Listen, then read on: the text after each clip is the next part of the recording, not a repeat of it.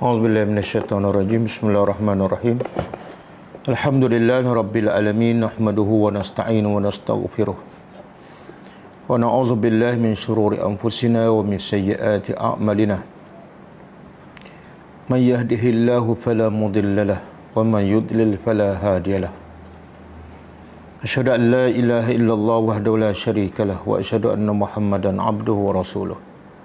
Subhanaka la ilma lana illa ma 'allamtana innaka antal alimul hakim. Allahumma 'allimna ma yanfa'una wanfa'na bima 'allamtana wa zidna ilma. Allahumma ati anfusana taqwaha wa zakkiha anta khairu man zakkaha anta waliyuha wa maulaha. Rabbi yassir wa la tu'assir, Rabbi tammi bil khair, amma ba'du. InsyaAllah pagi ini kita sambung tadabbur surah Ali Imran.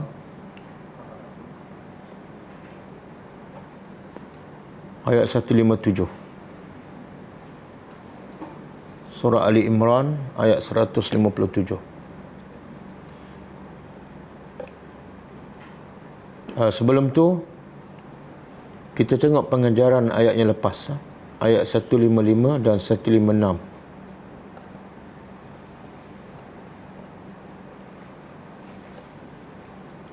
Ayat 155, A'udzubillahi minasyaitonirrajim. Innal ladzina tawallaw minkum yawmal taqal jam'ani innama istazallahumus syaitanu bi ba'di ma kasabu. Wa laqad 'afallahu 'anhum innallaha ghafurun halim. Maksudnya sesungguhnya orang-orang yang berpaling ataupun lari daripada kamu pada hari pertembungan antara dua kumpulan, iaitu tentera Islam dengan tentera musyrikin Mekah. Mereka itu lari sebabnya ialah mereka digelincirkan oleh syaitan, dan syaitan berjaya menggelincirkan mereka sehingga melakukan kesilapan adalah berpunca biba'di ma kasabu, berpunca daripada dosa mereka. Kemudian Allah pujuk para sahabat yang lari daripada peperangan, wa laqad 'afallahu anhum. Pasti sesungguhnya Allah telah memaafkan mereka. Sesungguhnya Allah Maha Pengampun lagi Maha Penyantun. Okey, pengajaran ayat 155.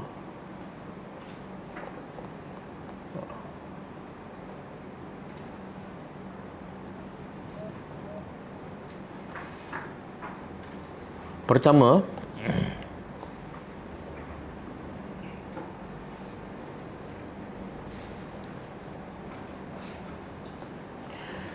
punca kekalahan para sahabat Nabi sallallahu alaihi wasallam dalam peperangan Uhud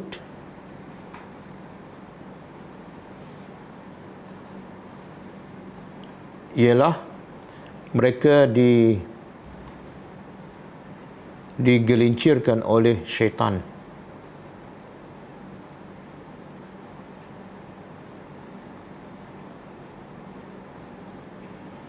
Dan syaitan pula berjaya menggelincirkan mereka disebabkan dosa-dosa mereka.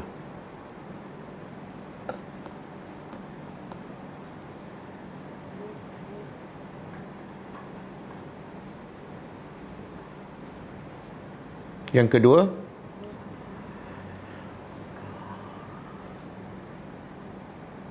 apa sahaja dosa yang dilakukan oleh manusia, sama ada meninggalkan yang wajib atau melakukan yang haram,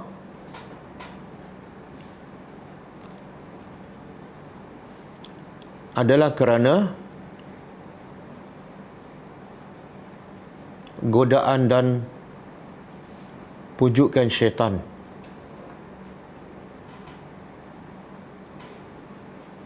Kerana kerja syaitan tidak lain tidak bukan hanya menyuruh manusia melakukan dosa dan perbuatan keji.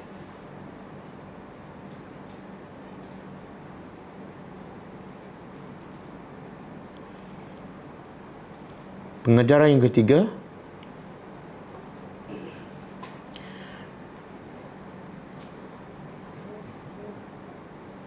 antara bentuk balasan Allah kepada manusia yang melakukan maksiat ialah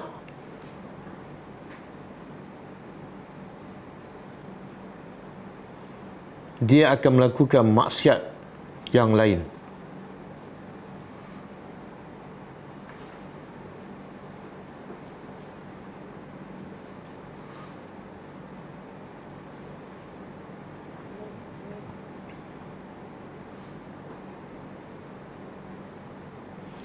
Kata-kata Imam Hasan Al-Basri. Kata Imam Hasan Al-Basri rahimahullah, sesungguhnya seseorang itu diharamkan daripada qiyamul lail disebabkan dosa yang dilakukannya.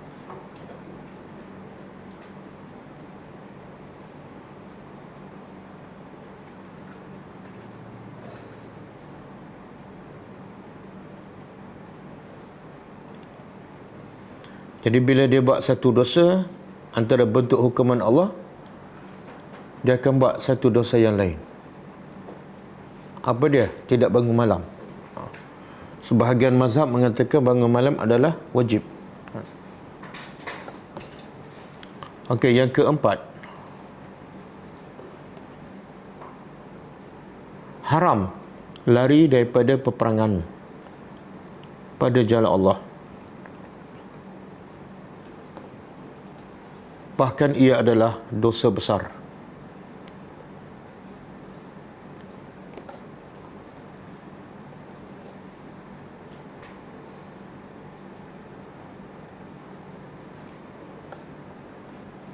Kecuali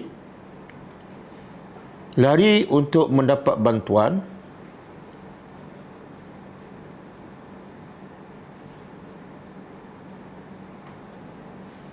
atau untuk mendapat senjata yang lain,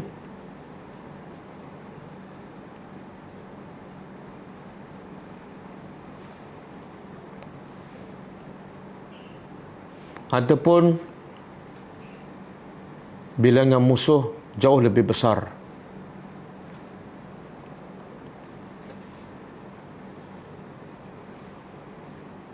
Boleh tulis dalam braket rujuk surah Al-Anfal. Rujuk surah Al-Anfal ayat 15 dan 16.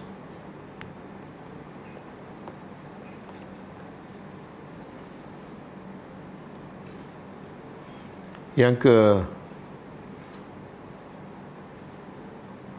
keenam, yang kelima,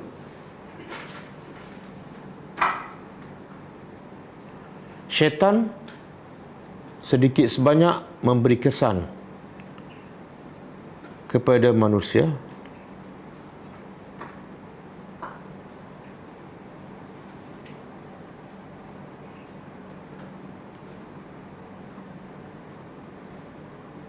termasuk dalam ketika melakukan amal soleh seperti berjihad,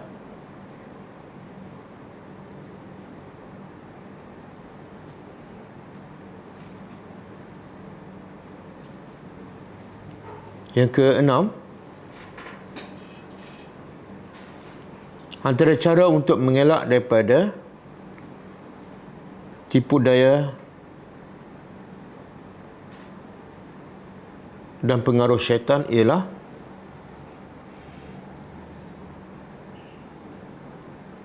dengan membaca al-isti'azah, iaitu a'udzubillahi minasyaitonirrajim.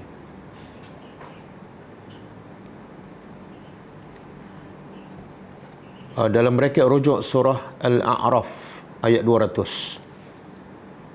Rujuk surah Al-A'raf ayat 200.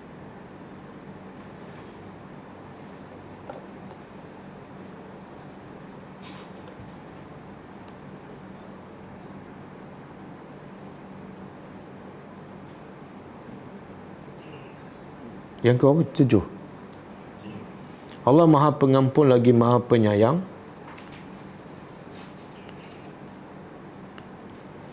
dengan mengampunkan dosa para sahabat Nabi sallallahu alaihi wasallam walaupun dosanya adalah besar.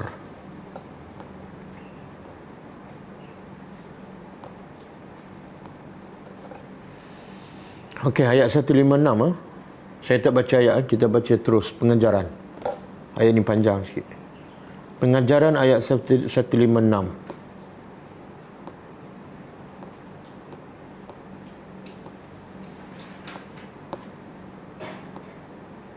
Pertama,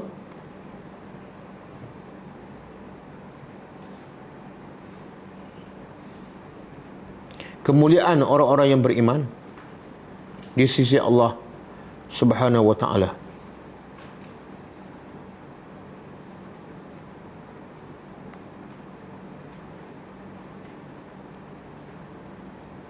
Iaitu Allah menyeru orang beriman dengan sifat keimanannya kepada Allah.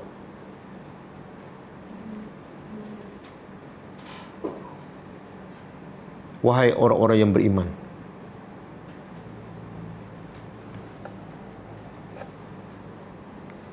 Yang kedua, haram menyerupai perbuatan orang-orang kafir.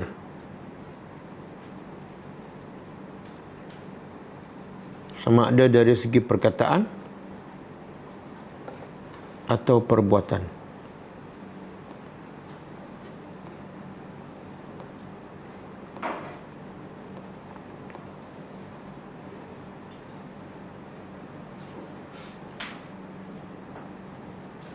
Yang ketiga,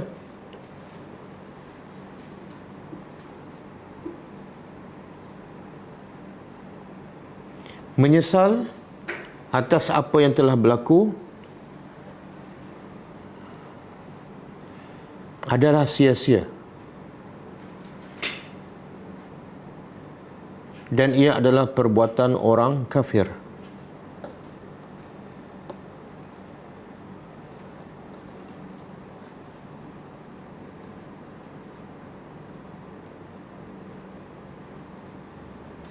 Yang ketiga. Yang keempat, Islam adalah agama rahmat. Islam adalah agama rahmat. Kerana itu Allah melarang orang beriman dari menyesal apa yang telah berlaku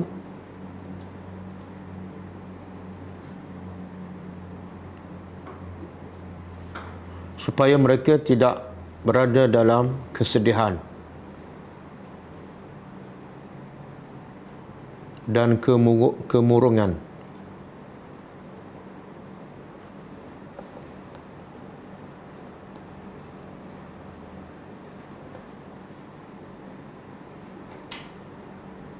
Yang kelima,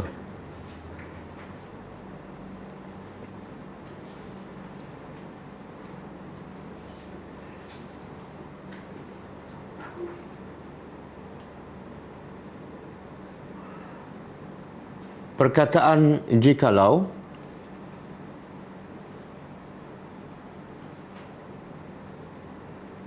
aku melakukan demikian, maka tidak berlakulah apa yang berlaku.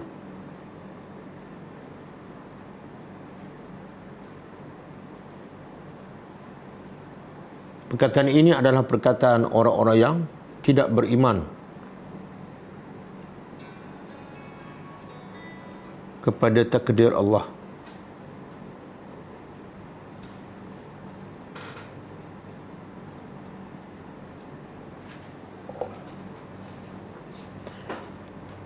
Sebaliknya, orang-orang yang beriman akan berkata,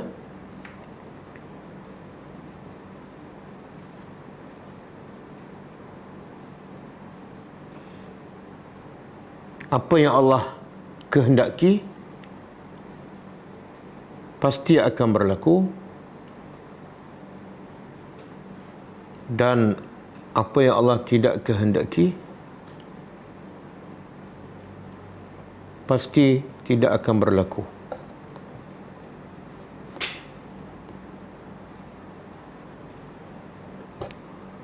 Yang keenam, sesiapa yang menyesal di atas apa yang telah berlaku,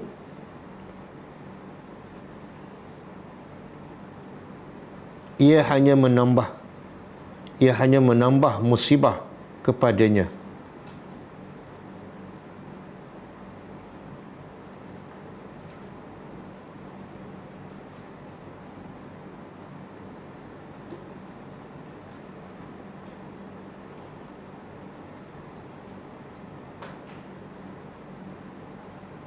Iaitu musibah menyesal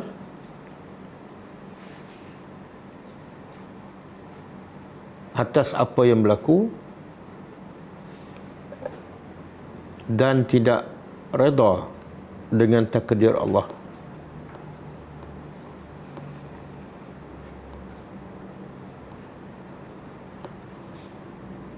Okey, cukup lah. Kita sambung tadabbur ayat seterusnya.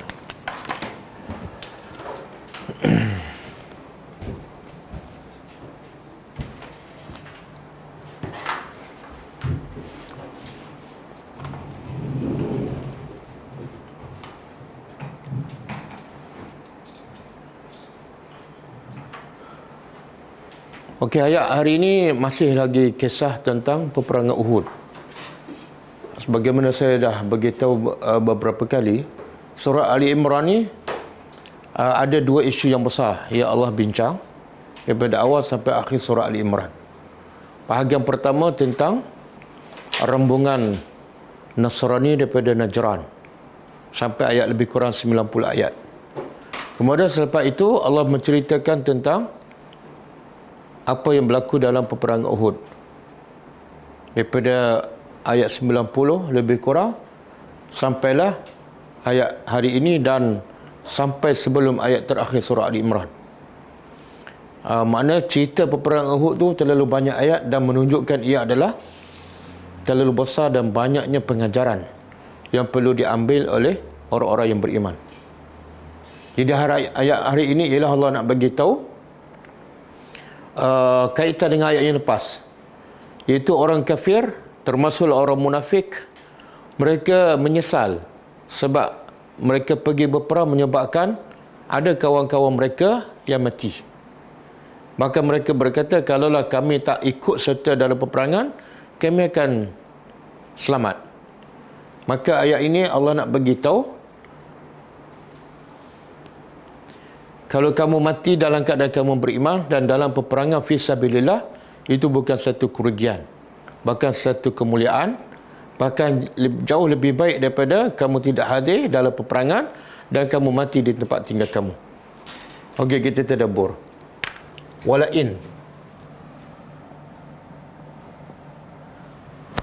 dan lam ni harfu taukid, pasti. In, sekiranya qutiltum, kamu terbunuh ataupun kamu mati syahid fi sabilillah, pada jalan Allah.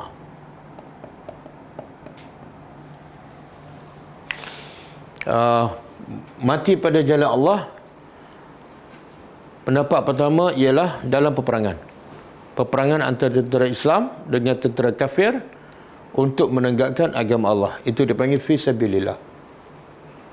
Pendapat kedua, fi sabilillah adalah umum. Apa saja usaha, kerja untuk menegakkan agama Allah. Sama ada berperang, ataupun berdakwah, ataupun menyuruh yang ma'ruf, ataupun mencegah yang mungkar. Jadi apa-apa saja usaha untuk menegakkan agama Allah dinamakan fi sabilillah. Kenapa dinamakan pada jalan Allah? Sabil jalan, dan jalan ini disandar kepada perkataan Allah.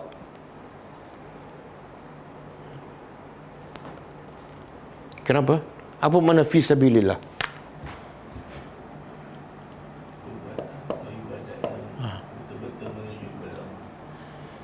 Perbuatan yang kenapa sabil jalan, tapi kenapa disandar kepada perkataan Allah?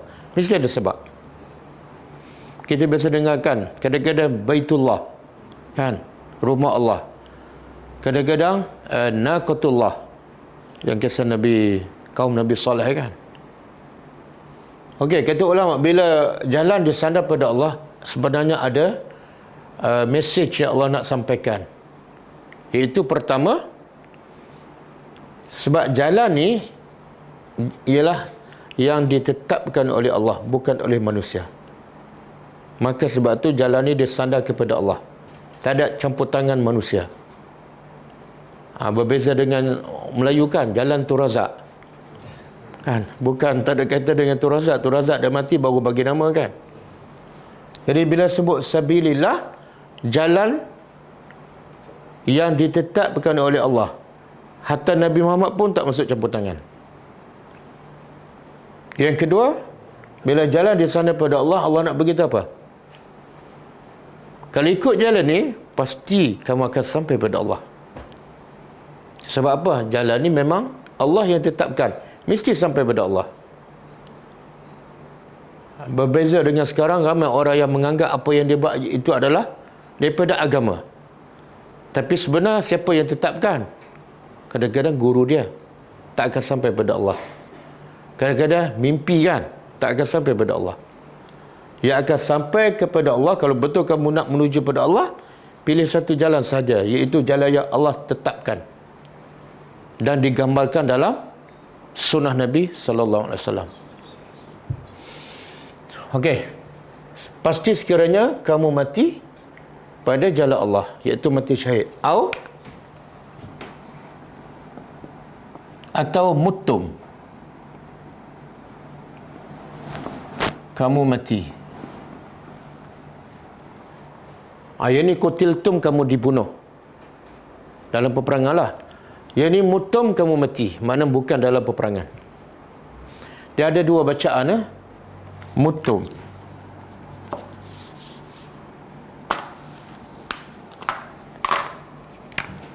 Satu,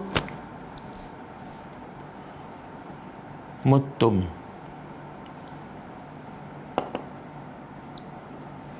Satu lagi, mitum.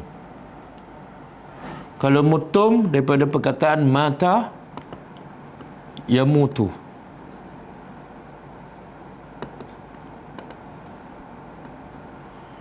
Kalau mitum daripada perkataan mata yumatu. Itu je beza. Berbeza asal perkataan. Kalau daripada mata yamutu, kalau kamu mati, barisnya depan, mutum.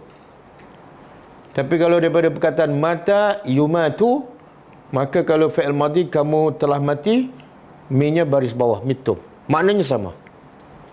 Jadi kalau ada orang baca wala in qutiltum fi sabilillah aw mittum, betul, baca yang sahih. Okey, sekiranya kamu mati pada jalan Allah, dibunuh pada jalan Allah, ataupun mati biasa, la maghfiratun, pasti. Maghfirah apa dah?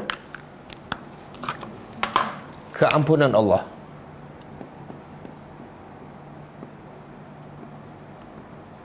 Keampunan. Allah sebut keampunan tu nakirah. Kalau kita belajar bahasa Arab, maghfiratun nakirah. Tahu nakirah? Oh, tak tahu? Lawan dia tak tahu. Dia nakirah ni, kalau kitabun tanpa alif lam, ni dia panggil nakirah. Tapi kalau saya taruh alif lam, al-kitabu,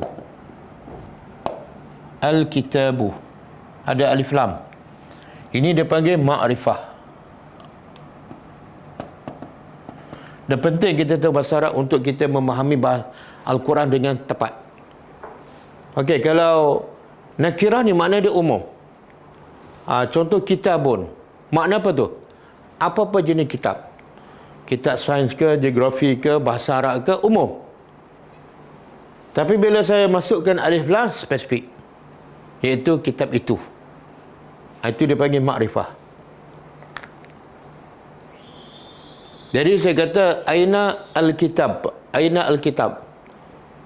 Orang tak akan tanya, kitab mana? Sebab apa? Sebab alif lam dah menunjukkan spesifik. Tapi kalau saya tanya, aina kitabun? Orang akan tanya, kitab mana? Sebab kitabun umum. Boleh faham? Okey, kita balik pada perkataan maghfirah. Maghfirah ni perkataan nakirah ke makrifah? Nakirah sebab tidak ada alif lam. Bila tak ada alif lam, dia tanwin. Bila ada alif lam, tak boleh tanwin. Jangan kita baca al-kitabun. Nampak sangat tak pandai bahasa Arab. Al-kitabu. Buang je alif lam, tanwin, kitabun. Sebab tu di sini tanwin la maghfiratun. Keampunan. Jadi perkataan maghfirah nakirah ke makrifah? Nakirah. Bila nakirah apa makna dia? Umum. Kenapa Allah guna nakirah? Apa yang Allah nak bagi tahu?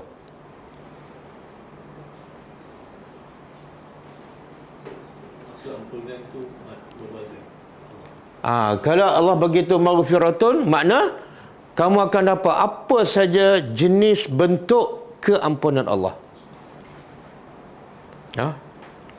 Keampunan separuh ke, keampunan penuh ke, keampunan semua dosa ke, keampunan dosa kecil dan dosa besar ke, semua sekali. Tapi kalau Allah kata lal maghfiratu, makna keampunan yang Allah bagi spesifik. Kita nak yang mana? Nakirah ke makrifah? Nakirah. Okey. Kalau kamu mati pada jalan Allah ataupun mati bukan pada makna bukan dalam peperangan lah, maka apa kamu dapat? Pasti keampunan. Apa saja bentuk keampunan, dan keampunan tu Allah beritahu daripada siapa? Minallah, dari Allah.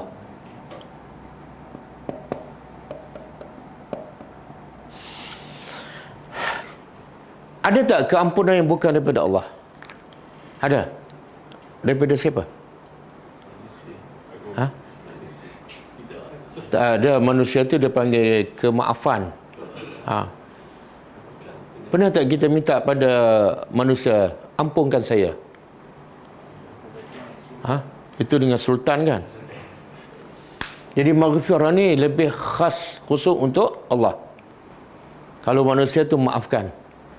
Jadi keampunan, khususnya dosa melibatkan dengan Tuhan, keampunan tu hanya daripada Allah. Betul kan?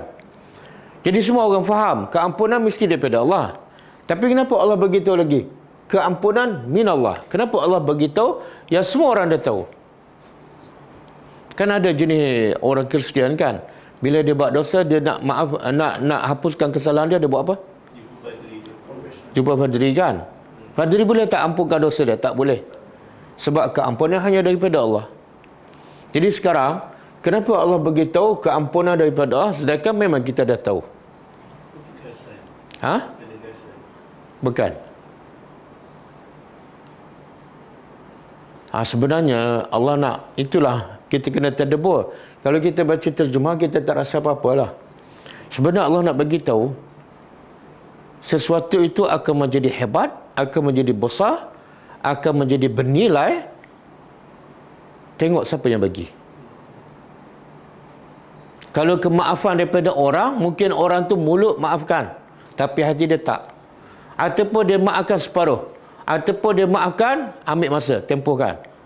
Tak mungkin sama dengan keampunan daripada Allah.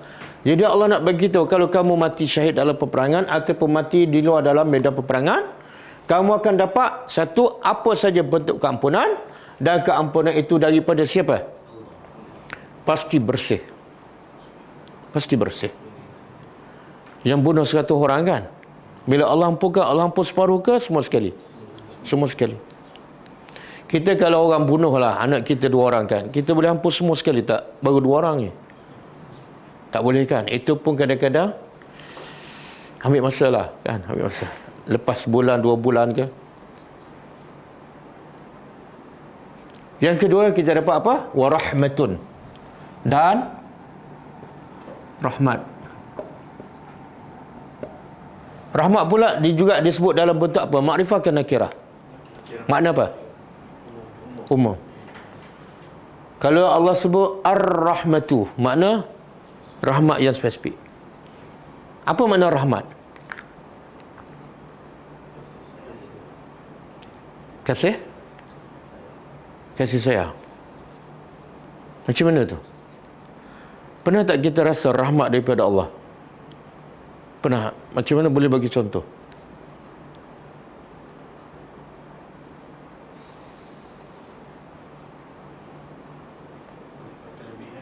Ha? Kelebihan apa?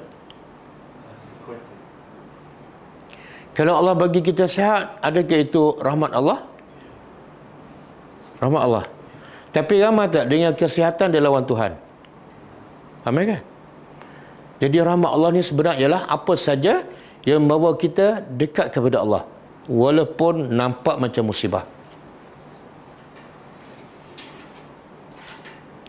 Harta kan, Allah bagi harta, rahmat ke musibah? Tengok, adakah harta itu mendekatkannya kepada Allah ataupun menjauhkan? Kalau mendekatkannya kepada Allah, rahmat. Kalau semakin banyak harta, semakin jauh, musibah.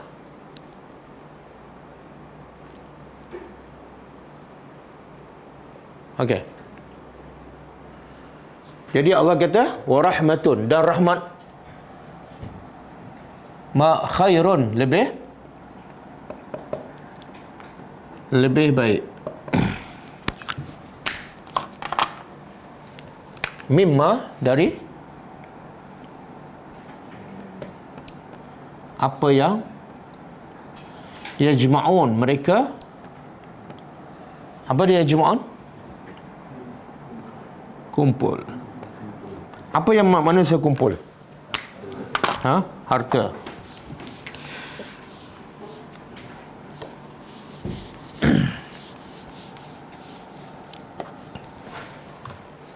Okey. Kita kait cerita ni dengan peperangan Uhud kan. Kalau ayat sebelum ni, orang munafik dia kata apa? Kalau kami tak ikut serta dalam peperangan, kami selamat, kami tak mati, ataupun sahabat kami tak akan mati. Maksudnya apa tu? Dan mereka juga tak dapat harta rampasan kan? Orang munafik ni dia hadir dalam peperangan bersama Nabi. Dan kita kena faham, orang munafik ni sebenar kafir ke beriman? Kafir ke Islam? Orang munafik kafir ke Islam? Zahir dia Islam, tapi sebenarnya Islam tapi dia kafir. Dan Islam mana ada tapi lagi Dan Islam lah. Sebab tu di akhirat ada dua dah, surga dan neraka. Orang munafik kafir lah. Sebab tu Allah kata innal munafiqin fid darki asfali minan nar. Orang munafik di neraka paling bawah, lebih bawah daripada orang kafir. Jadi orang kafir, orang munafik ni kafir, tapi dia pergi berjihad bersama Nabi, dia solat belakang Nabi, dia bersedekah. Kenapa dia buat kerja orang Islam sedangkan dia kafir yang lagi teruk daripada kafir? Kenapa dia buat benda yang soleh? Sebab orang munafik ni makna dia ialah menyembunyikan kekufuran dalam hati. Jadi kalau dia tak pergi berjihad, terbongkar tak dia tu munafik? Satu. Yang kedua, orang munafik ni kalau ikut ayat lepas, dia ada matlamat tujuan dia bila dia berpura-pura Islam. Kalau pergi berperang, dia nak harta rampasan kan? Tiba-tiba dalam peperangan Uhud, Islam kalah. Ada kawan mereka terbunuh, dan harta rampasan tak dapat. Maka dia kata apa dalam ayat lepas? Itulah. Kalau kami tak pergikan, lagi bagus. Kami tak mati. Paling-paling kurang harta tak dapat, paling-paling kurang kami selamat. Kawan kami selamat. Betul? Maka Allah jawab, kalau kamu mati dalam keadaan beriman, maka keampunan daripada Allah dan rahmatnya jauh lebih baik daripada apa yang kamu kumpul. Apa dia? Harta. Jadi orang munafik ni pergi berperang sebab nak apa? Harta. Dan kalau tak nak pergi pun sebab nak selamatkan kehidupannya. Maka Allah nak bagi tahu, antara harta yang kamu cinta tu, yang kamu habis masa kumpul dengan keampunan Allah. Kamu mati tapi dapat keampunan, mana lebih baik? Keampunan dan rahmat Allah. Betul? Tapi kalau kita ditawarkan pergi berperang lah besok ke 8 pagi, kalau pergi berperang dan mati dapat keampunan dan rahmat, tapi tinggal semua urusan dunia, anak, isteri, semua tinggal harta. Kita pergi tak dengan mudah? Kata pun solat istikharah dulu 5 kali. Kita susahkan sebab apa? Sebab kita boleh cakap, tapi dalam minda kita, dalam realiti kehidupan kita, yang ni lebih baik. Sebab itulah banyak masa kita habiskan pagi sampai petang, berminggu, berbulan, bertahun, sebenarnya nak cari keampunan dan rahmat Allah ke nak cari harta? Kan?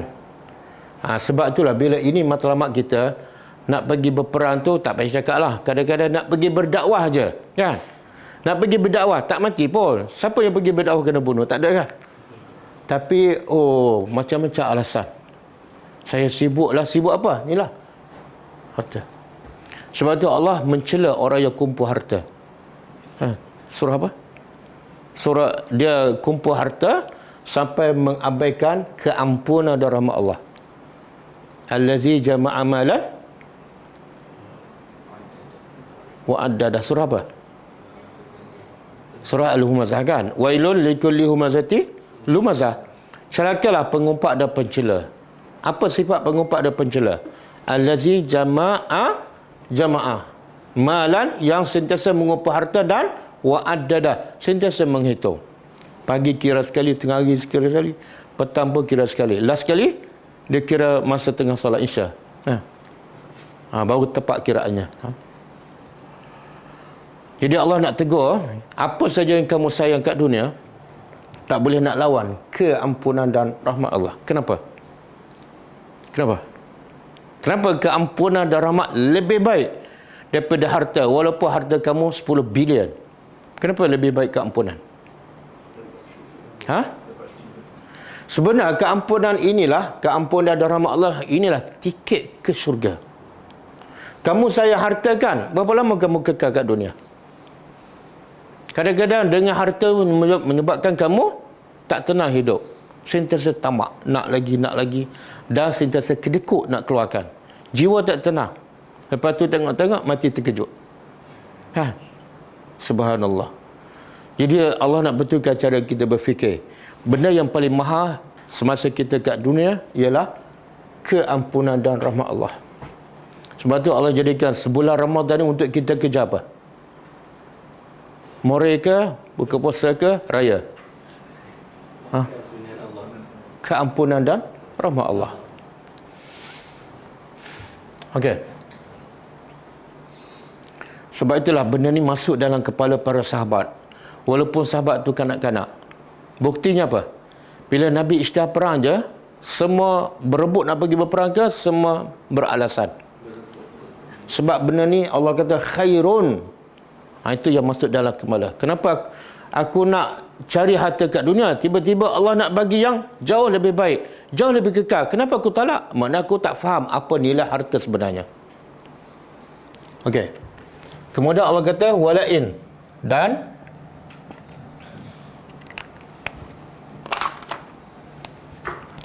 pasti sekiranya mutum sama kamu mati,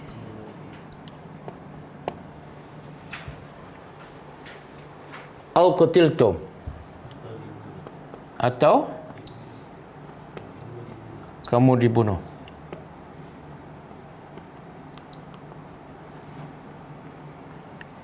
La ilallah, pasti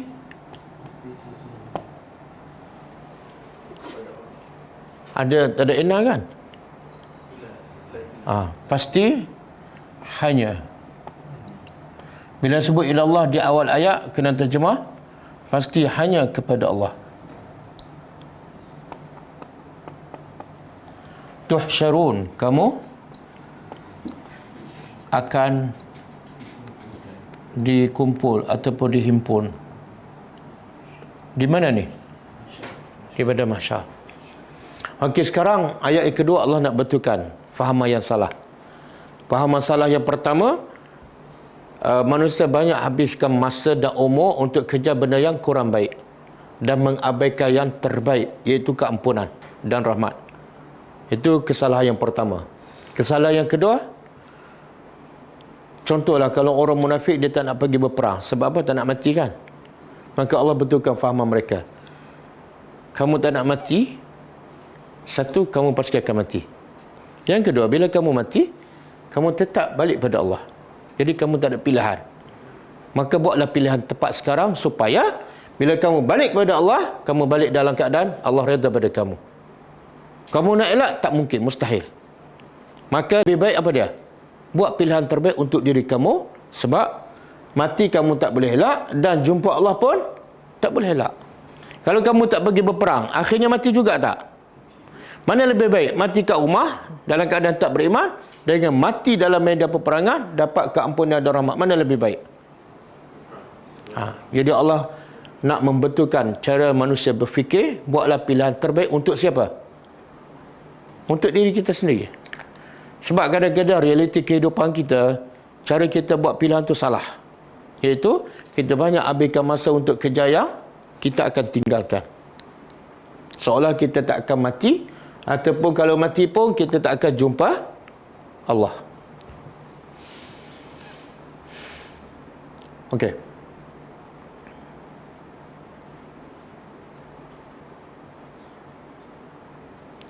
Fabima rahmatin. Kemudian Allah beritahu, fabima. Fa, maka. Ba dipanggil ba sababiyah. Makna dia dengan sebab. Maka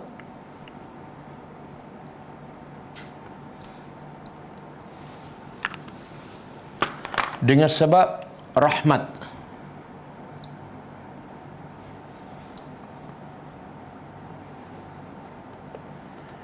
Dengan sebab rahmat daripada Allah, lintah. Apa makna lintah? Daripada perkataan lana. Lana. Fi'al madhi. Lana yalinu.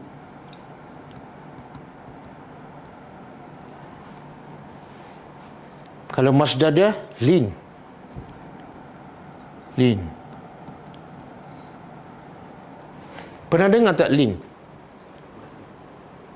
Kalau belajar tajwid. Mat. Mat lin ni lah.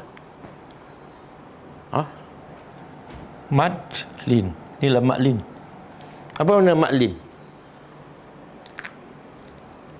Dia belajar tajwid kan? Ke belum khatam lagi? Dah belajar, dah tinggal, dah lupa dah. Apa contoh mat lin? Sebab mat tu panjang, lin makna lembut. Mat yang lembut. Boleh bagi contoh tak?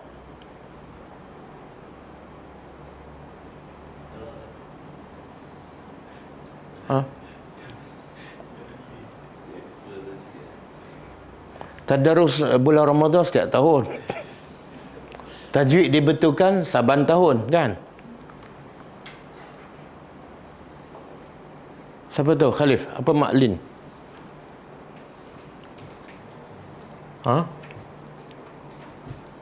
Mak lembut.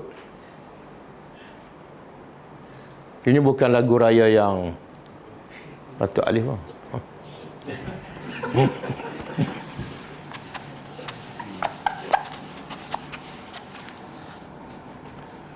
Okey. Khair. Kalau kita khair ni hujung perkataan kan. Kalau kita nak berhenti. Dia kalau kita tak berhenti, ya ni dia panggil mak apa? Mak tabi'i, kan? Tapi bila kita berhenti dia panggil mak lin, lembut je. Khair. Kan? Bunyinya lembut je. Khair. Okey, kita balik pada ni. Jadi lana dia telah lembut. Kalau linta engkau telah lembut. Engkau ni siapa?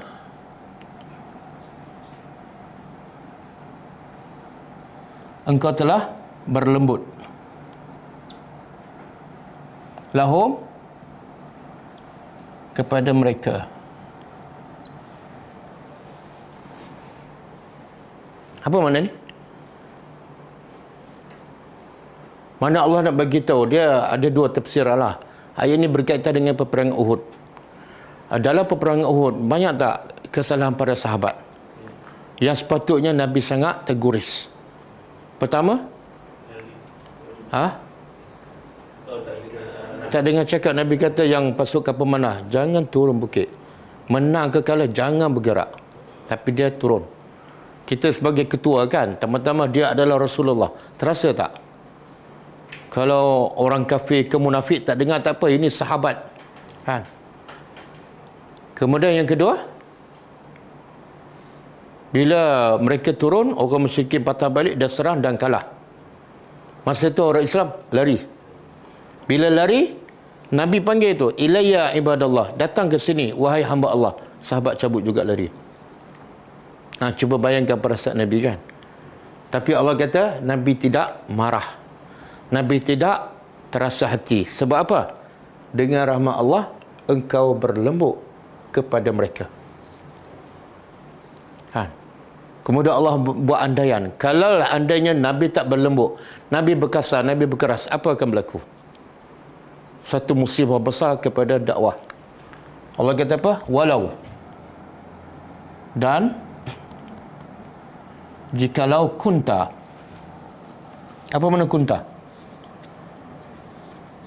Kunta daripada kana. Kalau kana dia adalah dia. Kalau kunta adalah engkau. Dan jikalau adalah engkau, iaitu Nabi Muhammad, fazzan. Fazzan apa dia? Bersikap keras. Bersikap keras. Kasar. Kasar apa ni? Sama ada dari segi perkataan ataupun dari segi tindakan. Kalau kamu ni kasar perkataannya, tindakannya. Yang kedua, ghalizal qalbi. Keras hati. Apa beza antara dua ni? Fazzan dengan ghalizal qalbi.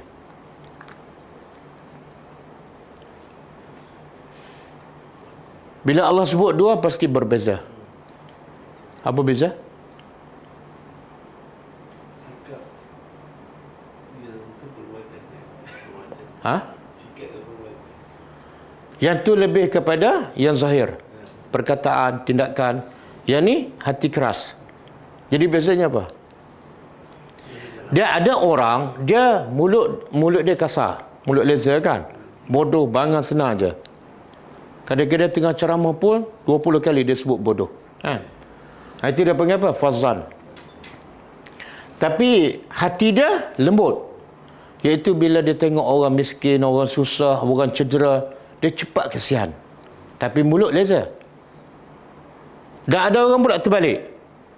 Mulut dia lembut je. Jalan pun pijak semut pun tak mati. Tapi hati dia keras. Tengok orang miskin, tengok orang susah, langsung tak kesian. Faham? Dua benda yang berbeza tu. Tapi Nabi Muhammad ni, dua-dua tak ada. Mulut dijaga, bahasa Nabi cukup. Contoh satu masa orang Yahudi cakap apa pada Nabi? Assalamu alaika. Celaka kat atas kamu. Kan? Nabi jawab apa? Alaika. Sehingga Aisyah marah. Aisyah tolong jawab bagi pihak Nabi. Sebab dia Aisyah bagi Aisyah, Nabi jawab tu tak patut. Patut kena lebih daripada itu lagi. Sekarang Aisyah kata orang Yahudi maki kamu ni. Aisyah jawab apa? Assalamu alayka wa la'anakallah wa ghadaba alayka. Celaka ke atas kamu, Allah laknat kamu dan Allah marah pada kamu. Sebenarnya Yahudi cela Nabi ke cela Aisyah? Nabi. Yang marah siapa? Tengok akhlak Nabi. Maka kata Nabi kepada Aisyah, ya Aisyah, aku dilahirkan bukan untuk mencela orang. Kata Aisyah, dia mencela kamu. Paling-paling Quran jawab macam dia jawab lah. Nabi kata, aku dah jawab wa alaika. Apa makna wa alaika? Pada kamu juga. Tak perlu sebut asam, tak perlu sebut celaka. Cukup alaika, ke atas kamu juga cukup. Kan? Itu dari segi bahasa. Dan orang musyrikin macam-macam kata pada Nabi apa? Gila? Tukar sahih? Nabi jawab tak? Jawab tak? Kita kalau orang tuduh lah, orang kata apa dah? W ke? Jawab tak? Orang tak kata gila pun, kata W je. Kadang kita dah melenting. Okey, dari segi tindakan Nabi, kalau pergi ke Taif orang balik batu. Apa tindakan Nabi? Paling-paling kurang kan? Nabi ambil batu yang sama balik. Supaya apa? Keadilan. Tapi Nabi apa? Nabi doa yang baik kepada mereka. Dan hati Nabi sentiasa lembut dan penuh dengan rahmat. Cuba buka surah ni. Surah At-Taubah. Ayat terakhir. Sebelum ayat terakhir, 128 lah.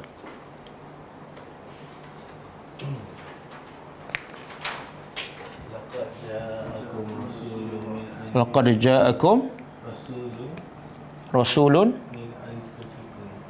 min anfusikum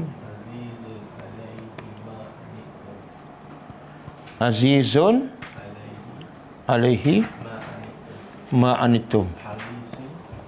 Yang kedua, harisun alaikum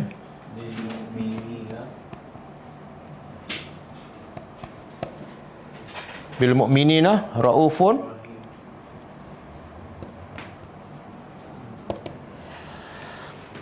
Okey, cuba terjemah.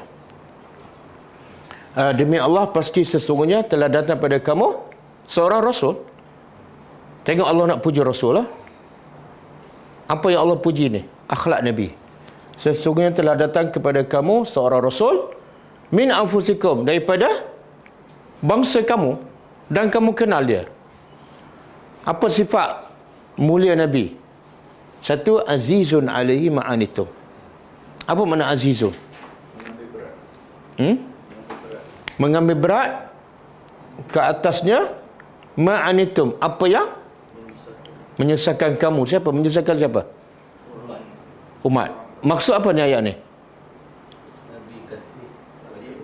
Apa saja yang memberatkan, membebankan umat Nabi, Nabi ambil berat.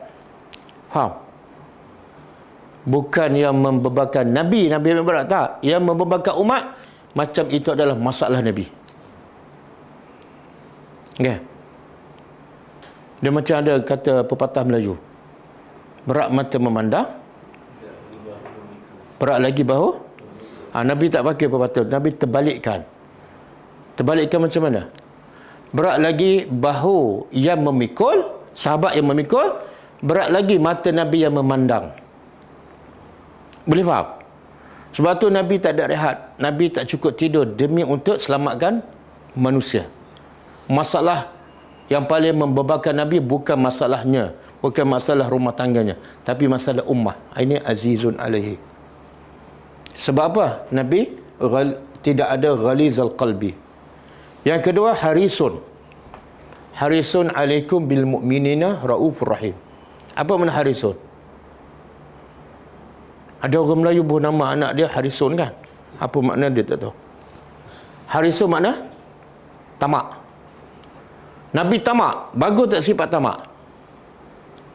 Tamak ada sifat bagus, ada tak bagus? Yang tamak Nabi ni bagus. Apa dia? Nabi tamak ke atas kamu. Tamak apa? Nabi tamak nak buat baik pada kamu. Nabi tamak nak berdakwah pada semua manusia. Nabi tamak nak sampaikan semua ilmu kebaikan pada manusia. Nabi tamak sampai sanggup berjalan kaki ke Taif 100 km berjalan kaki. Sebab apa? Tamak nak mengislamkan orang. Kan? Kita ada tak sifat tamak tu?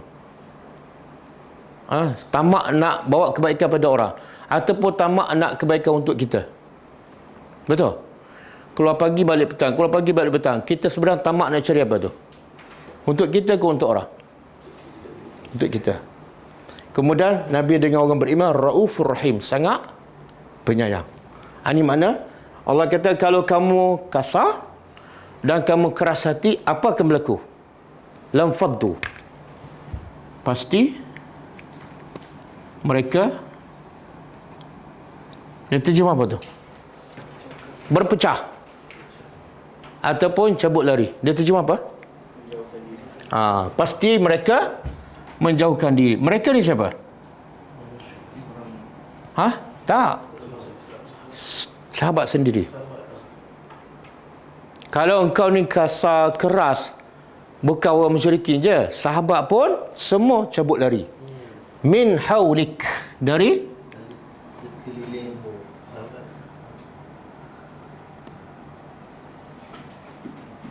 kenapa Allah sebut sekeliling engkau?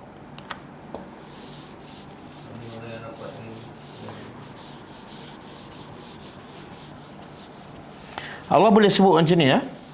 Lam faddu minka. Kalau engkau kasar, keras hati, mereka akan jauhkan dari engkau. Beza tak daripada engkau dengan dari sekeliling engkau? Beza tak? Apa beza?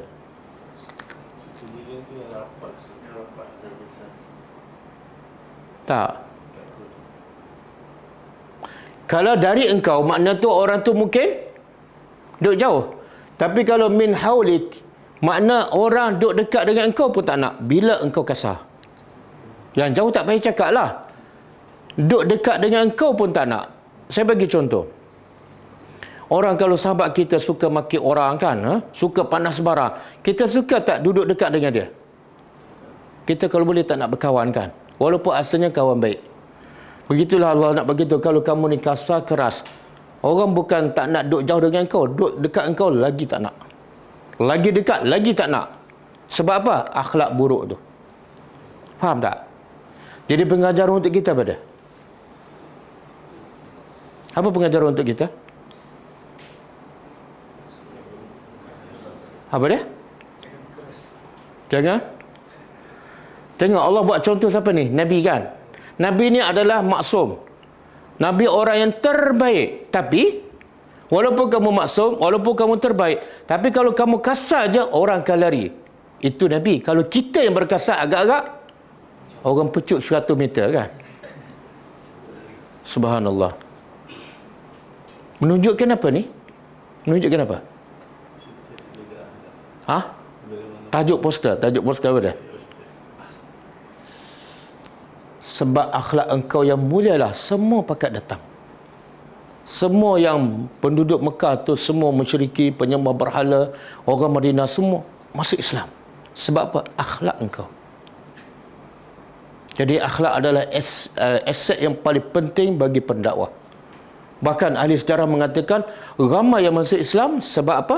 Sebab akhlak Nabi. Katalah Nabi cakap Quran cantik, tapi akhlak keras, kasar, marah, semua cabut lari. Abu Bakar pun cabut lari, Umar pun cabut lari. Kan, ada seorang sahabat tu, dia datang sebab sangat benci pada Nabi. Tapi bila tengok akhlak Nabi, bertukar, saya lupa nama dia. Maka dia kata pada Nabi, "Ya Rasulullah, sebelum aku datang engkau adalah orang yang paling aku benci. Tapi setelah aku lihat akhlak kamu, engkau adalah orang yang paling aku sayang kat dunia ni. Sebelum aku datang, bumi Madinah ni tempat kamu, tempat yang paling aku benci dan meluat nak datang. Tapi lepas aku tengok akhlak kamu, Madinah lah tempat yang paling aku cinta nak datang." Tengok berubah. Sebab apa? Akhlak Rasulullah. Sekarang berapa ramai orang yang masuk Islam sebab akhlak pendakwah? Boleh tak bagi data sikit? Berapa ramai? Pendakwah banyak cakap kan? Banyak cakap. Tengok-tengok ada kes. Kan? Ya Allah. Jadi macam mana orang nak masuk Islam? Pendakwah yang sepatut jadi contoh terbaik, yang sepatut jadi daya tarikan untuk orang masuk Islam, mereka pula menjadi benteng menghalang untuk orang melihat indahnya Islam, cantiknya Islam. Jadi Allah nak beritahu, inilah aset utama dakwah Islam, iaitu akhlak.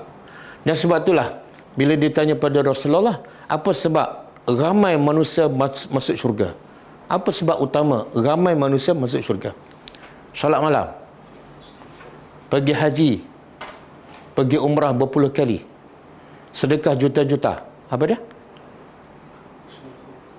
At-taqwa wa husnul khuluq.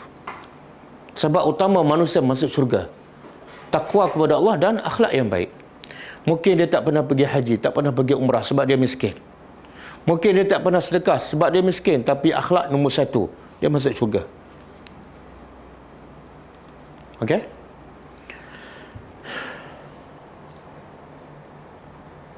Tapi Allah sebut kehebatan akhlak Nabi sehingga Allah puji, wa innaka la'ala khuluqin azim. Allah kata sesungguhnya engkau di atas akhlak yang sangat mulia, dalam surah Al-Qalam kan. Dan Allah sebut lagi, Allah puji Nabi, laqad kana lakum fi Rasulillah uswatun hasanah. Sesungguhnya bagi kamu ni umat Islam, umat Nabi Muhammad, bagi kamu ikutan terbaik siapa? Rasulullah, bukan untuk guru kamu. Jadi jangan lebih guru kamu daripada Rasulullah. Sebab dengan nas Al-Quran, Allah sendiri mengiktiraf Nabi contoh terbaik untuk semua umat manusia, bukan guru. Sebab tu bila nak solat, Nabi kata apa? Bila nak solat, lihat solat siapa? Abu Bakar ke solat Umar? Solat aku. Jangan tengok solat Abu Bakar. Okey? Tetapi Allah peringatkan kehebatan akhlak Nabi sebab apa? Sebab apa? Kehebatan akhlak Nabi ni sebab apa?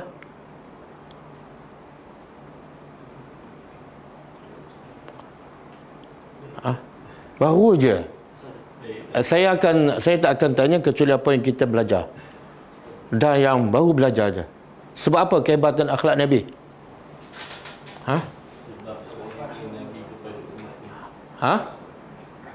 Sebab rahmat Allah. Fabima rahmati. Ni Allah beritahu awal lagi. Dengan sebab rahmat Allah lah engkau berakhlak mulia. Makna apa? Nabi jangan berbanggalah. Kalau tanpa rahmat Allah, kamu tak akan jadi sehebat itu.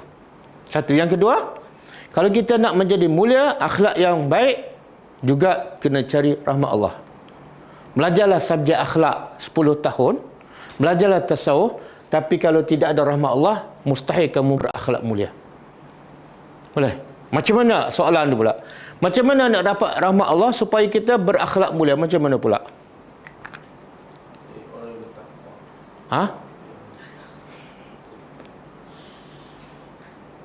Allah sebut dalam surah Al-A'raf. Cuba tengok. Ayat 204.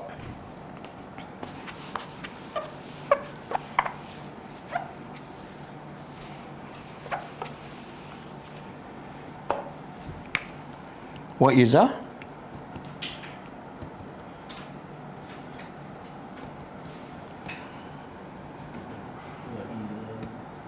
fastami'u lahu.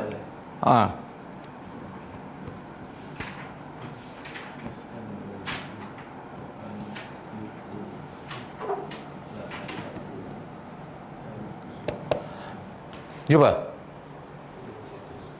Betul kan? Okey. Jadi soalan pertama tadi, macam mana nak akhlak Nabi jadi mulia? Sebab apa? Sebab rahmat Allah. Soalan kedua, bagaimana nak dapat rahmat Allah supaya kita juga menjadi akhlak yang mulia? Macam mana cara? Jawapannya dalam ayat ini. Allah kata apa? Cuba terjemah. Wa iza, dan apabila quri'a, dibaca Al-Quran, fastami'u lahu, maka dengar kepada Al-Quran. Yang kedua, wa ansitu, dan diam. Makna bila kita dengar Al-Quran, kita kena buat dua benda. Satu, diam. Yang kedua, dengar. Untuk apa ni? Untuk mentadabbur Al-Quran. Sebab kalau kita tak diam, tak mungkin kita boleh tadabbur. Ataupun kita diam tapi tak dengar kan? Diam je, rupa-rupa tidur. Dapat tak tadabbur Al-Quran? Tak boleh. Jadi Allah kata, bila dibaca Quran, kamu kena tadabbur. Apa caranya? Diam dan dengar betul-betul. Hujung Allah kata apa? La'allakum.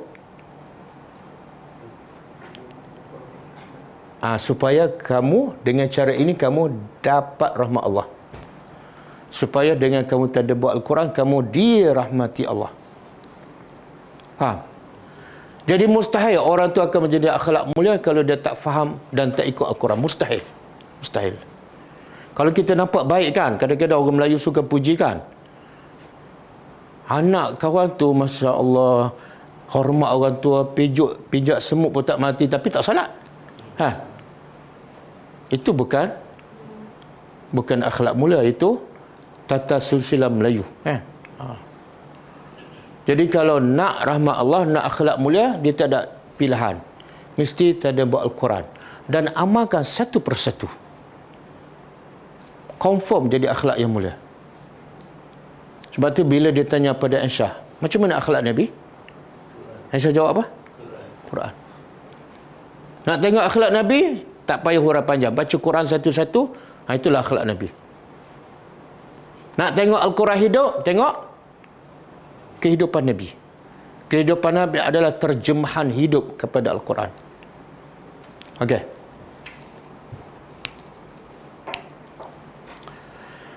Panjang ayat ni. Tapi kalau tak habiskan ni, kita dah cuti ni. Lepas raya kan? Kita sambung surah Ali Imran ni lepas raya insyaAllah. Tapi ayat ni kita habiskan. Fa'fu. Maka, fa'fu apa dia? Maafkan mereka. Mereka ni siapa? Pertama, sahabat yang buat salah dalam peperangan Uhud. Besar tak kesalahan mereka? Allah suruh apa? Maafkan. Nabi maafkan tak? Sebab apa? Sebab rahmat daripada Allah. Dan kalau kita perasan, sebelum ayat ni, Allah dah sebut 2 kali, Allah maafkan mereka, Allah maafkan mereka. Maka Nabi pun ikut apa yang Allah lakukan. Sebab rahmat tu daripada Allah. Allah maafkan, Nabi pun maafkan. Kemudian Allah perintah yang kedua, wastaghfir lahum, dan mohon keampunan. Mohon keampunan Allah lahum, untuk mereka. Okey, apa beza ni? Fa'fu anhum dengan wastaghfir lahum. Apa beza?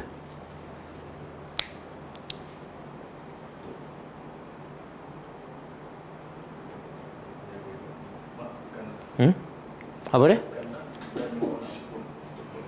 Yalah, berbeza. Itu huraian. Kalau saya tanya, apa beza roti canai dengan burger?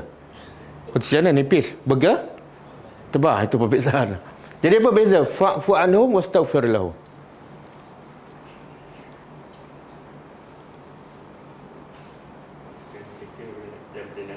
Yang apa ni? Yang mana?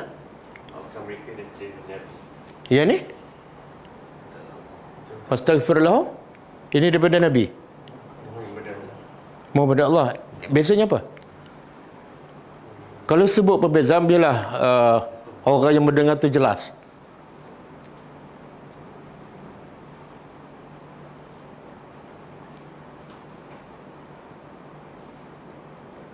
Lambat habis ni.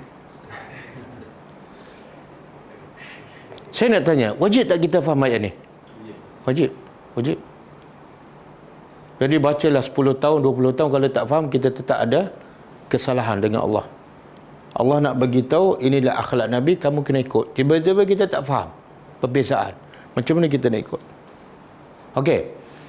Fa'fu anhum ni dosa sahabat dengan kamu, tak dengan cakap kamu. Maafkan mereka. Wastaghfir lahum, dosa sahabat dengan Tuhan. Tolong kamu minta ampun pada Allah bagi pihak sahabat. Faham tak? Faham. Antara dua ni, yang mana paling sukar? Yang depan. Tapi kalau tak buat yang depan ni, yang ni lagi tak boleh buat. Betul tak? Orang berdosa dengan Tuhan, kemudian dia maki kita. Kita minta tak pada Allah, ya Allah, ampunlah dosa orang yang maki aku. Ataupun kita kata, ya Allah bagilah musibah padanya. Subhanallah, tengok lembutnya hati Nabi. Allah perintah apa? Pertama, mereka salah dengan kamu, maafkan. Yang kedua, sahabat yang buat salah dengan Allah, boleh tak mereka sendiri minta ampun pada Allah direct? Boleh tak? Tapi kenapa Allah suruh Nabi? Doa Nabi mustajab. Ya Allah, kalau sahabat minta ampun, belum tentu Allah makbul. Kalau Nabi minta ampun, confirm mustajab. Rahmat Allah kepada siapa ni? Kepada sahabat Nabi, dan rahmat Allah juga kepada Nabi. Nabi bila tolong minta ampun pada sahabat, Nabi dapat tak juga doa tersebut? Subhanallah. Ini pun jarang kita berdoa kepada orang yang buat salah. Kan? Dahlah tak berdakwah, berdoa pun tak. Bila apalah nak jadi, sampai bila tak solatkan sampai ke mati. Tapi kita tak panjatkan doa untuk mereka. Kemudian wasyawirhum.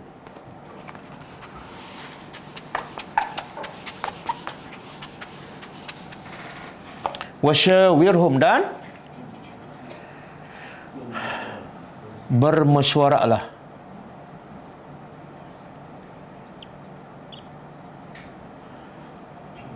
Dengan mereka.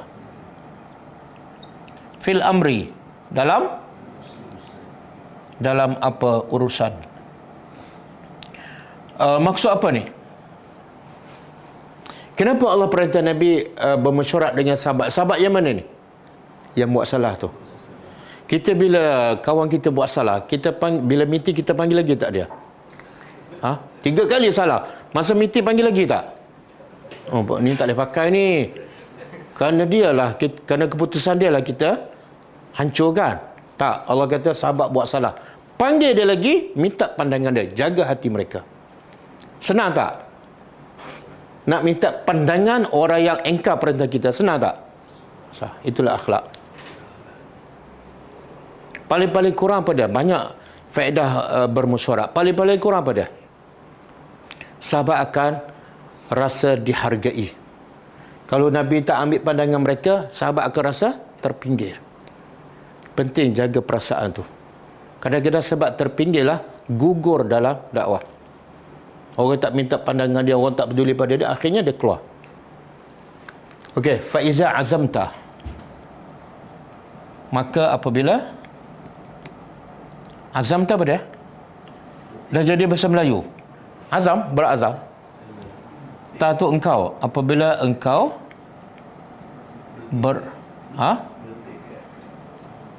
terjemah bertekad lah. Kalau terjemah berazam, tak terjemah tu. Tambah ber je. Apabila engkau bertekad. Bila ni? Bila buat mesyuarat.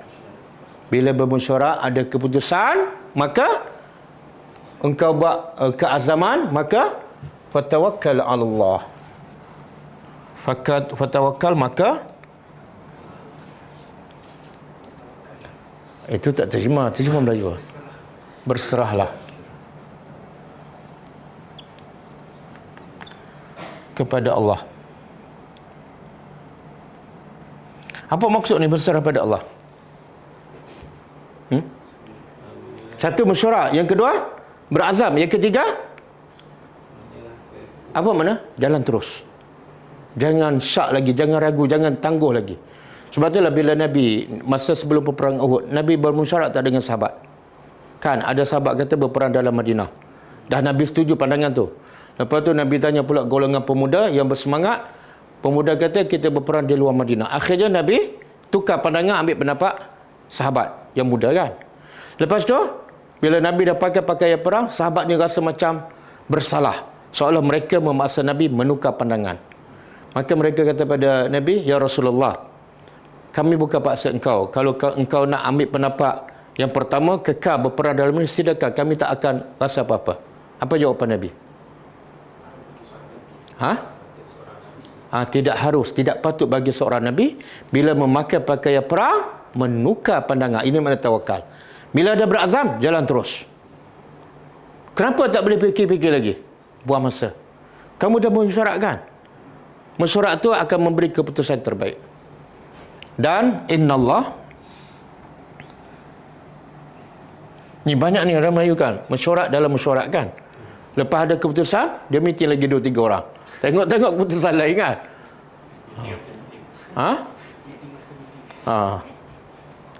Sesungguhnya Allah yuhibbu, cinta, suka al-mutawakkilin, orang-orang yang bertawakal. Okey.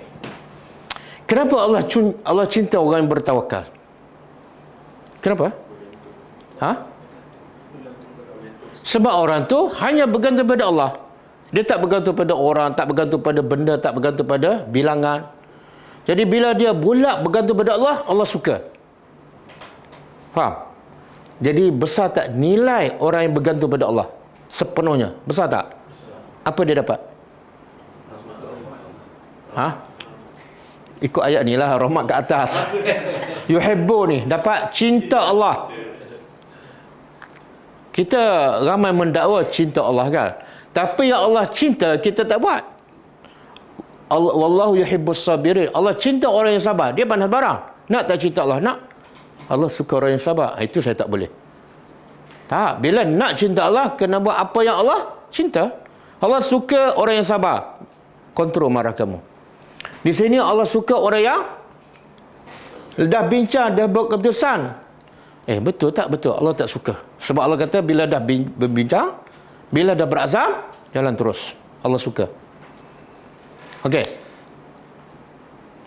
Satu lagi, ramai orang yang salah anggap konsep tawakal. Tawakal ni sebenarnya apa makna tawakal? Definisi tawakal. Sebab orang Melayu juga senang cakap, saya dah usaha, saya serah pada Allah. Tengok-tengok bila Allah takdirkan bukan seperti yang dia rancang, dia mengamuk. Macam mana boleh jadi? Tadi kata serah pada Allah. Kalau serah pada Allah, apa saja Allah takdir, redalah. Itu makna tawakal. Betul tak? Dia kahwin 10 tahun tak dapat anak. Macam-macam usaha. Satu Malaysia cari bomoh. Saya dah serah pada Allah. Tengok-tengok tak dapat juga. Mengamuk dia maki Tok Bomoh tu. Itu bukan tawakal. Bila tawakal, apa saja Allah takdir, senyum.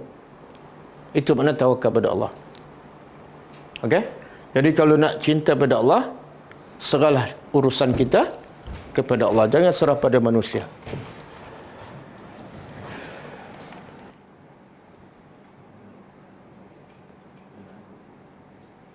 Okey, masa dah habis Kita sejam lebih. Jadi insya-Allah ini kelas terakhir bulan Ramadan besok. Besok ada kelas satu lagi. Tapi kita tadabbur surah Al-An'am pukul 10 pagi. Adapun surah Al-Imran ini adalah kelas terakhir dan kita akan bercuti lebih kurang seminggu. Insya-Allah kita sambung hari Isnin. Minggu pertama lepas raya. Ataupun nak cuti sebulan. Kan puasa sebulan, cuti sebulan kan baru adil kan. Jadi insya-Allah kita sambung Isnin Senin 9 hari bulan 5. Jadi tapi besok ada kelas-kelas. Cuma kita akan tadabbur surah Al-An'am insya-Allah. Kita tutup dengan membaca tasbih kafarah. Subhanakallahumma wa bihamdika asyhadu an la ilaha illa anta astaghfiruka wa atubu ilaik. Assalamualaikum warahmatullahi wabarakatuh. كتاب الله ترق جنانه